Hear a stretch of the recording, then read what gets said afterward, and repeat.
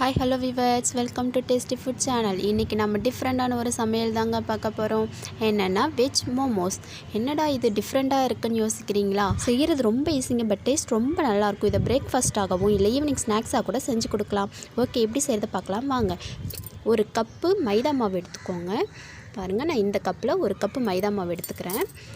இந்த அளவு வச்சு ஒரு 6-7 மோமோஸ் செய்யலாம். உங்களுக்கு இன்னும் கொஞ்சம் கூடுதலாக செய்யணுன்னா இன்னும் ஒரு அரை கப்பு சேர்த்து கூட எடுத்துக்கோங்க. அதுக்கு தேவையான அளவு சால்ட்டு சேர்த்துக்கோங்க. சால்ட்டு சேர்த்து மிக்ஸ் பண்ணி விட்டுக்கோங்க. நல்லா ஒரு அரை டேபிள் ஸ்பூன் சால்ட் எடுத்துக்கோங்க. நெக்ஸ்ட்டு கொஞ்சம் கொஞ்சமாக தண்ணி சேர்த்து பிசைஞ்சிக்கலாம். ரொம்ப தண்ணியாக பிசைஞ்சிடாதீங்க, ஓரளவுக்கு டஃப்பாக டைட்டாக இந்த மாதிரி பிசைஞ்சிக்கணும். அதாவது நீங்கள் 1.5 கப் மைதா மாவு எடுத்திங்கன்னா அரை கப் தண்ணி சேர்த்திங்கன்னா கரெக்டாக இருக்கும். நான் 1 கப் மாவு எடுத்தேன், அதுக்கேற்ற மாதிரி தண்ணி சேர்த்துக்கிட்டேன். இந்த மாதிரி நல்லா டஃப்பாக சாஃப்டாக பிசைஞ்சிக்கோங்க. பாருங்கள், இந்த மாதிரி நல்லா சாஃப்டாக பிசைஞ்சிட்டு அதை அப்படியே ஒரு 30 மினிட்ஸ் ஊற வைக்கலாம். ஃபைனலாக கொஞ்சமாக ஆயில் சேர்த்து அது காயாமல் இருக்கிறதுக்காக மேலே லைட்டாக ஆயில் சேர்த்து தடவி நம்ம அப்படியே ஒரு 30 மினிட்ஸ் வைக்க போகிறோம். நெக்ஸ்ட்டு கடாயில் தேவையான மசாலா ரெடி பண்ணிக்கலாம். ஒரு 3 டேபிள் ஸ்பூன் ஆயில் சேர்த்துக்கோங்க. ஆயில் சூடாகட்டும். ஆயில் சூடானதும் நம்ம எடுத்து வச்சுருக்கிறது எல்லாத்தையும் சேர்த்துக்கலாம். ஒரு சின்ன துண்டு இஞ்சி, 5-6 பூண்டு, 2 பச்சை மிளகாய் எல்லாத்தையும் இந்த மாதிரி சின்னதாக கட் பண்ணி சேர்த்துக்கோங்க. ஏன்னா நம்ம எல்லா வெஜிடபிள்ஸ் வதக்கி அதுக்குள்ளே வச்சு நம்ம சாப்பிட போகிறோம். ஸோ வாய்க்கு அகப்படாத மாதிரி தெரியாத மாதிரி இந்த மாதிரி சின்னதாக கட் பண்ணி சேர்த்துக்கோங்க. நெக்ஸ்ட்டு ஒரு பெரிய வெங்காயம் இந்த மாதிரி எல்லாமே சின்னதாக கட் பண்ணிக்கோங்க. சேர்த்து நல்லா வதக்கிக்கோங்க. இது அப்படியே வதங்கட்டும். நல்லா வதங்கிறதுக்காக கொஞ்சமாக சால்ட்டு சேர்த்துக்கலாம். ஒரு அரை டேபிள் ஸ்பூன் சால்ட்டு சேர்த்துக்கோங்க. சேர்த்து நல்லா வதக்கி விடுங்க. உங்கள்கிட்ட வேறு ஸ்ப்ரிங் ஆனியன் அந்த மாதிரி இருந்தால் கூட சேர்த்து செஞ்சிங்கன்னா டேஸ்ட்டு நல்லாயிருக்கும். எங்ககிட்ட இல்லை, நாங்கள் இந்த பெரிய வெங்காயமே சேர்த்துக்கிட்டோம். நெக்ஸ்ட்டு ஒரு சின்ன முட்டைக்கோஸில் பாதி முட்டைக்கோஸை இந்த மாதிரி சின்னதாக கட் பண்ணி சேர்த்துக்கிட்டேன். நெக்ஸ்ட்டு ஒரு பெரிய கேரட்டை இந்த மாதிரி துருவி சேர்த்துக்கோங்க, இல்லை சின்னதாக கட் பண்ணி கூட சேர்த்துக்கோங்க. எல்லாத்தையும் சேர்த்து நல்லா வதக்கி விட்டுக்கோங்க. உங்கள்கிட்ட இன்னும் வேறு ஏதாவது வெஜிடபிள்ஸ் சேர்த்து சாப்பிட பிடிக்கும்னா நீங்கள் சேர்த்துக்கலாம். ஃபைனலாக ஒரு டேபிள் ஸ்பூன் பெப்பர் சேர்த்துக்கிறோம். பெப்பர் உங்களுக்கு பிடிக்காதுன்னா நீங்கள் தனி மிளகாய் தூள் கூட சேர்த்து ஒரு கிரேவி மாதிரி நல்லா வதக்கி அதை கூட உள்ளே வச்சு சாப்பிட்லாம்.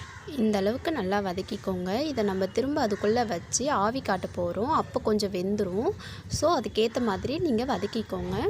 நல்லா வதக்கிட்டு நெக்ஸ்ட்டு நம்ம 30 மினிட்ஸ் ஆகிடுச்சு. இதை நம்ம உருட்டிக்கலாம். ரொம்ப தின்னாக உருட்டாமல் ஓரளவுக்கு கொஞ்சம் திக்காக உருட்டிக்கோங்க. ஒரு ரவுண்ட் ஷேப்புக்கு ரொம்ப பெருசாக இல்லாமல் கொஞ்சம் மீடியம் சைஸில் இந்த மாதிரி எடுத்தால் கையில் வர அளவுக்கு கொஞ்சம் திக்காக உருட்டி நம்ம ரெடி பண்ணி வச்சுருந்த அந்த வெஜிடபிள்ஸை இதுக்குள்ளே வைக்க போகிறோம். நம்ம உருட்டினதுக்கு ஏற்ற மாதிரி உள்ளே வச்சுக்கோங்க. வச்சு நல்லா ரவுண்ட் ஷேப்பாக இந்த மாதிரி குழியாக ஆக்கிக்கோங்க. இந்த மாதிரி நம்ம டிசைனாக இதை பண்ணிக்க போகிறோம். பார்க்க நல்லாயிருக்கும், அதனால் நாங்கள் இந்த மாதிரி டிசைனாக உருட்டிக்கிறோம். உங்களுக்கு ஷேப் வரலன்னா அதுக்கேற்ற மாதிரி அப்படியே சுற்றி இந்த மாதிரி பண்ணிகிட்டே வாங்க. இப்படி சுற்றி நீங்கள் டிசைன் பண்ணிவிட்டு ரொட்டேட் பண்ணிங்கன்னா அது ஒரு ஷேப்பில் வந்துடும். அதுக்காக அந்த மாதிரி பண்ணிக்கிறோம். உங்களுக்கு வந்தால் பாருங்கள், இல்லைன்னா லைட்டாக மேலே அப்படியே அதை ப்ரெஸ் பண்ணி விட்டுருங்க. பாருங்கள், அழகாக உள்ளே வச்சு நம்ம ரெடி பண்ணிட்டோம். இந்த மாதிரி உருட்டி எல்லாத்தையும் ரெடி பண்ணி வச்சுக்கோங்க. பாருங்கள், 1 கப் மைதா மாவுக்கு 7 பீஸ் கிடச்சிருக்கு. உங்களுக்கு எவ்வளோ வேணுமோ அதுக்கேற்ற மாதிரி மாவு சேர்த்து இன்னும் கொஞ்சம் செஞ்சுக்கோங்க. இதை நம்ம இட்லி தட்டில் வச்சு இட்லி ஆவி காட்டுற மாதிரி தான் அப்படியே ஆவி காட்ட போகிறோம். தண்ணி சூடானதும் இட்லி தட்டில் வச்சு அப்படியே ஒரு 5 மினிட்ஸ் இட்லி வேகிற டைம் தான். ஆவி வந்ததும் நம்ம ஓப்பன் பண்ணி பார்க்கலாம். 5 மினிட்ஸ் ஆகிடுச்சு, ஓப்பன் பண்ணிக்கலாம். பாருங்கள், கலர் மாறி நல்லா வெந்தது தெரியுது. இப்போ நம்ம எடுத்துக்கலாம்.